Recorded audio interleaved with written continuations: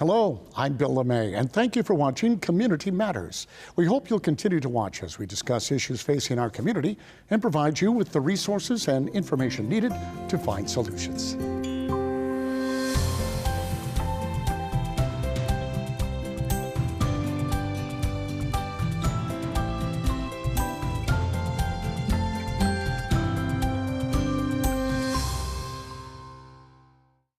Raleigh Oak Charter School opened their doors this past August, offering an educational curriculum that nurtures the whole child.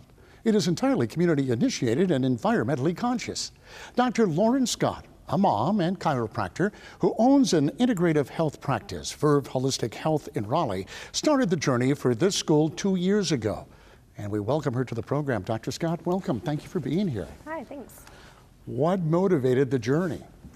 Well, I would say personally, my own child and our experience in searching for appropriate education for him, something that we really believed in, something that nurtured him wholly, kind of as you spoke, socially, emotionally, artistically, intellectually, all of those values were something that we sought.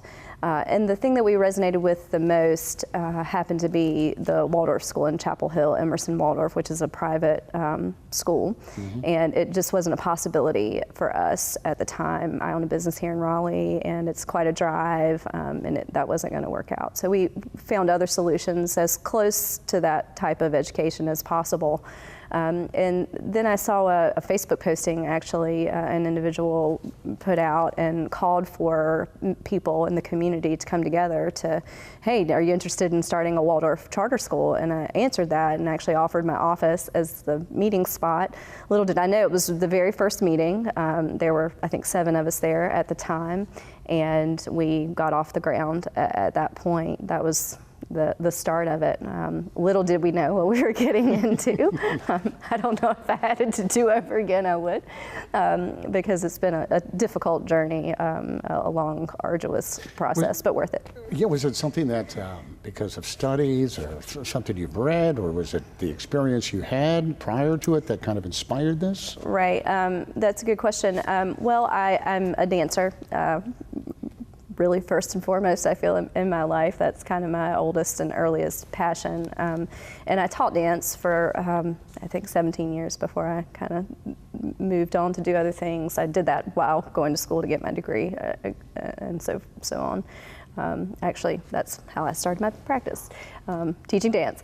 But I really believe wholeheartedly, particularly in the arts and how that affects education. I know that had a huge impact on me as a person, you know, in terms of how I interpret the world, how I interact with other people, how I process information, just how I see things personally, and certainly wanted that for my own child. I'd served on artistic boards in the past and kind of participated in legislation to get that off the ground. And I would say for me, you know, that's kind of what sparked and got me into that education. Being a chiropractor too, and just involved in a holistic lifestyle and really understanding, you know, supporting individuals from the inside out and nurturing them. Let's talk about the charter school itself.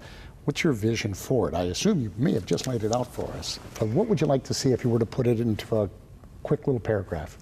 I would say a place where children can be children.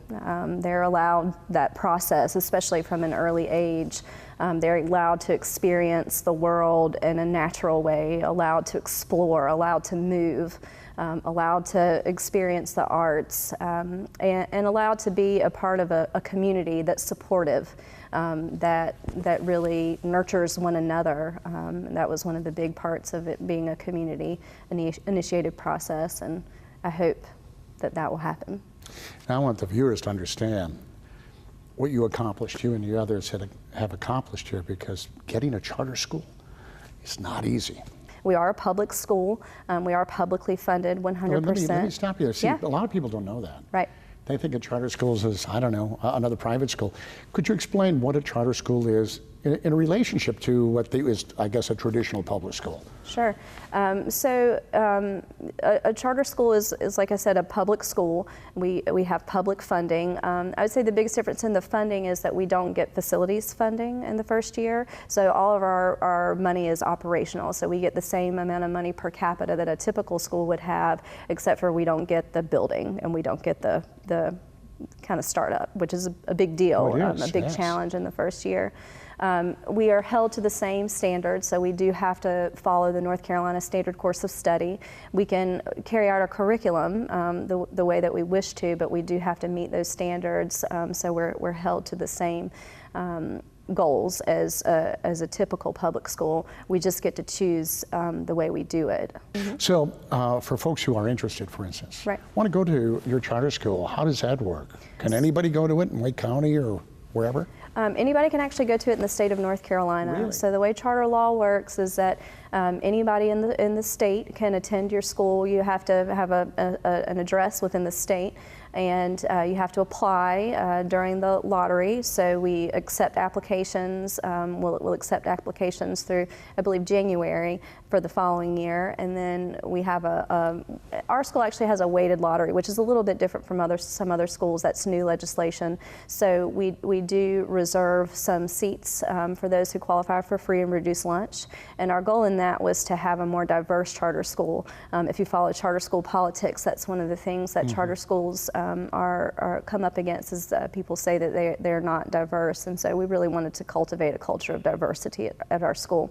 So that being said, if you qualify for free and reduced lunch, your weight goes up in our lottery, but then the other 60%, everyone qualifies for that, and everyone qualifies for the other 30% too. It's just that if you do qualify for free and reduced lunch, your odds are a little bit better of getting into the school. Getting a good turnout? A lot of people want to come? We are. In our first year, we ended up, we were shooting for 247 students. We ended up with 200, and I think we're at 207 right now, the last that I heard. Which is a pretty good start. We open grades K through 4. We'll eventually matriculate to K through 8. We'll add a grade level each year. But that's pretty good for a first year. And actually some of our grade levels we actually already had to do a lottery. So kindergarten we had to have a lottery for this year, which was pretty exciting. Well, congratulations. Thank you. I know it wasn't an easy task. Yeah. And I wish all the parents were involved, to be honest with you, when it comes to the kids' education. Doctor, thank you so much. Absolutely. Don't go anywhere. I promise we'll be right back with a lot more information on this charter school.